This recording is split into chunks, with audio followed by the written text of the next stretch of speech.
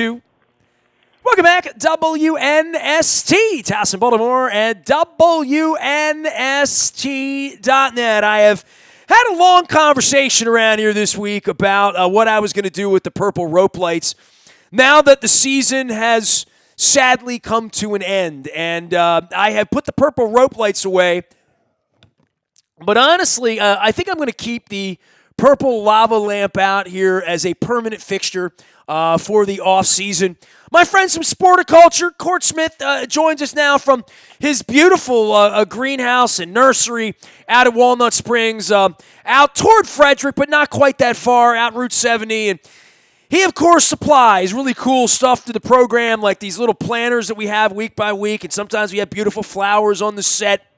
But our lineage goes deep as Houston Oilers fans. Court, I want to welcome you back onto the program. I mean, I feel like I wanted to book you on this week to get all excited about Miami and the AFC Championship game, and we had all of our clients coming on to get all worked up. I was going to get the purple rope lights back out. And lo and behold, sometimes you're the hunter and sometimes you're the hunted, right? And we're all taking this hard. Anybody that's a Ravens fan, but especially hard, you and me, seeing all those old Houston Oilers colors bouncing around this week, right? Oh, yeah, absolutely, Nestor. Thanks for having me on. And, I didn't know if I wanted to come on because, it's tough it's a tough week for sure. It's a tough week. Yeah, and we can sit here and break the game apart and break the game down, but it goes back to disappointments, right? And you're an Oiler fan. I'm an Oiler fan. Where were you watching that Oiler-Bills game that was, absolutely devastating to all of us? I watched it with a Bills fan. Mike Rosigliano, my favorite artist who does all the cartoon work for me, he and I were together, and it's hard for me to, it was 32 years ago, right? 32 years ago that game happened, and I was an Oiler fan. I can't imagine for these Houston fans what they went through on Sunday, what we went through on Saturday night, but going through it again and again, and I had a little flashback to 06 and losing to the Colts. I mean, when you're a fan long enough, even a Patriots fan, even a Yankees fan, even a Cowboys fan, or even an Alabama fan, you lose games you're not supposed to lose, and that's just part of this, although it felt very, very improbable this time last week. Yeah, I mean, it's a part of being a sports fan. It's like you remember your great loves and your great losses. And, yeah, immediately I think of the Oilers' loss. That I'll never forget halftime going, man, we're going to do it. And, it didn't happen, and that was devastating. And that was my first real devastating loss. And for this loss this week, it's the first devastating loss for a lot of young fans where it's just they're always going to remember it. It's always going to come back to them, and they're going to say, what could have been? What could have been? Well, you and I were Earl Campbell fans, Oiler fans, and experiencing that young. I was 20 years old. That kind of a comeback in the NFL had never been done before. You think it's never going to happen again. We talked about, everyone talked about that game for 15 or 20 years. Feels like it went away 10 or 15 years ago, and certainly the Oilers going away and other big squandering leads and comebacks and amazing overtimes and all of that stuff. But every time Frank Reich pops up, anybody who's old enough remembers Frank Reich as, being a part of that.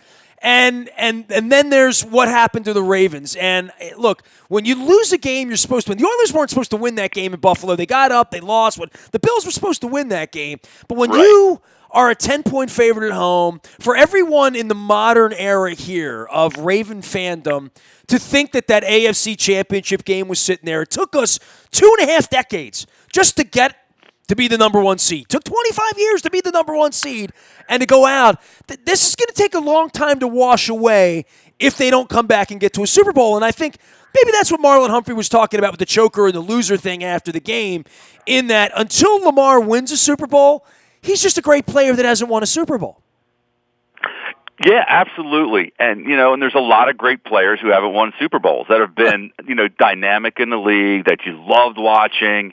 And, I think of Warren Moon. I was going to say Warren Moon's one of them. One of my favorite quarterbacks of all time. And, he never got close. He never got to an AFC Championship game. Yeah, because 52 other guys play on the team as well.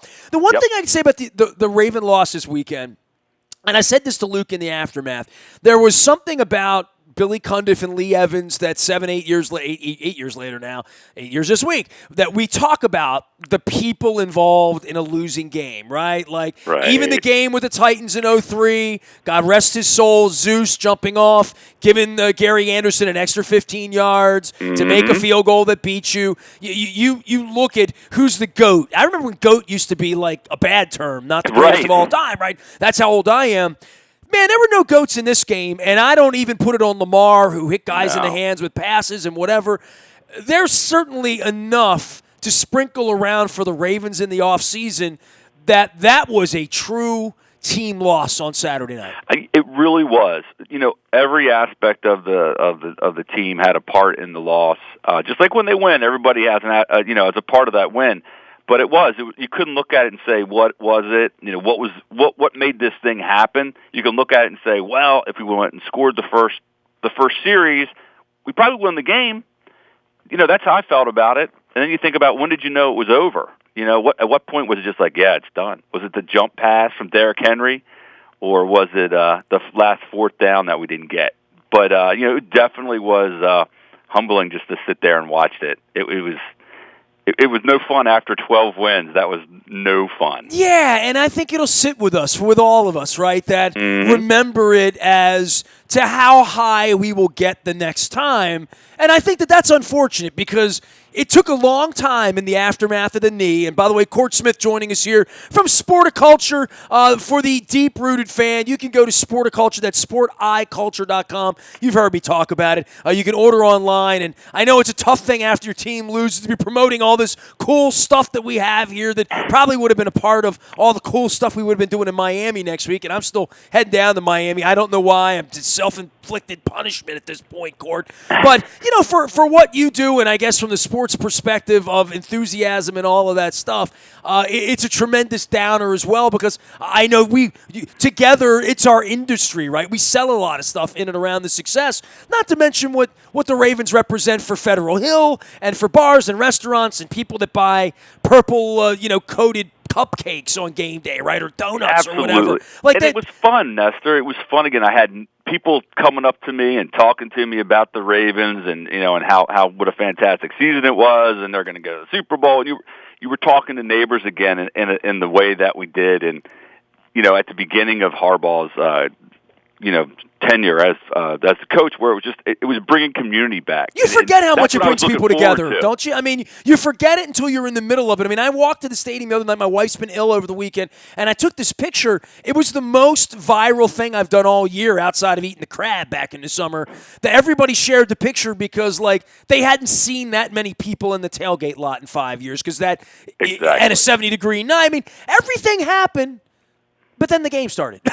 You know what was funny? It's when we went to the game and they started calling for the temperatures. I don't know if you remember 2003, but it was hot. A warm January day, too. Yeah, there's just something about the bye and home games and warm January. We don't do well with that. We do better on cold days on buses in Pittsburgh and in Foxborough over the course of time. Tell everybody about Sporticulture and your background in doing this, because we got to know each other through the Ravens and the Oilers, and you had this weird thing with the Oilers, and I had that, and I think it led to a love of sports logos, which led you to get involved in this. And I know you're heading out to Vegas this week, so I want you to tell me some stories, because you're going out to this fan convention where a lot of folks like you that work and sell stuff like at Sporticulture, you get together and figure out what the next great thing's going to be, right? Yeah, so it's the sports licensing tailgate show in Vegas where all the manufacturers come together and we show everyone across the country the different products that we're doing. And, for us this year, that Magma Lamp speaker was really hot. And, we really think that we're going to sell a lot of them at this show, to all the major retailers and all of the online guys, where it's just a time for us to show all of our new products. We've got new art products this year and new arts and crafts and things like that. So it's going to be fun. We believe it or not, one time we went out there. You call these the magma lamps. I'm calling it the wrong. I'm calling it a lava lamp, but it's a magma. I can't officially refer to it as a lava lamp. It's magma. Trademark reasons. Understood. But it is what it is. I like magma. Magma's a better word. That's an Austin Powers word. I like that. Yes. Magma. Exactly. Magma. Yeah, exactly. So you can get a Magma lamp here, the $39.99. Go up and check it out at Sporticulture. Also, their craft kits, paddleball sets, which I saw people playing on the beach with, believe it or not, in Hawaii a couple of months ago with NFL stuff. It was cowboy stuff. I didn't get involved, but I saw guys doing all that. Make sure you're heading up. You check out the planters as well. And in your real life, you do the flowers. I mean, that's your primary business. Yeah, I would hope that draft week when we draft 28th, send me some freshies in here. My cat likes to sniff on them and hang out, but I do love the magma. I like saying the word magma better than lava, so I'm glad I learned about that. Cord, enjoy the Vegas experience. I know you were expecting to be rushing back for the AFC Championship game on Sunday. You had some alternate plans. Lord knows I had alternate plans in Miami, but we will all lick our wounds. At least we got baseball season, right? Yeah. Poor Houston. It's been a tough week for them. Cheating, right? We all, I think we should all have a very, very healthy disdain for cheating. And I always think that the cheaters in sports, the penalty is never severe enough for me. I'm looking for Philippines justice when you cheat and win a World Series, for me. Right. I mean, but you know what, though? It's not the fans' fault, and that's, you feel like, hey, they got just had a rough weekend. How about that?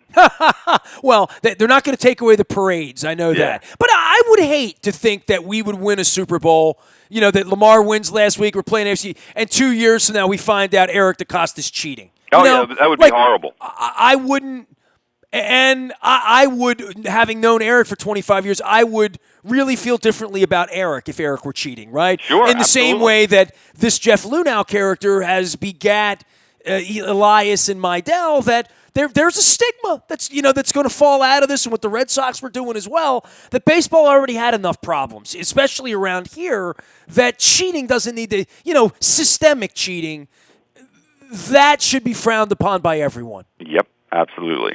Court, appreciate you, man. Go out to Vegas and, bet the hard eight. I mean, pretend they won for a little while when you're in Vegas. Do something fun. Eat some pizza, walk up and down the strip, see a show.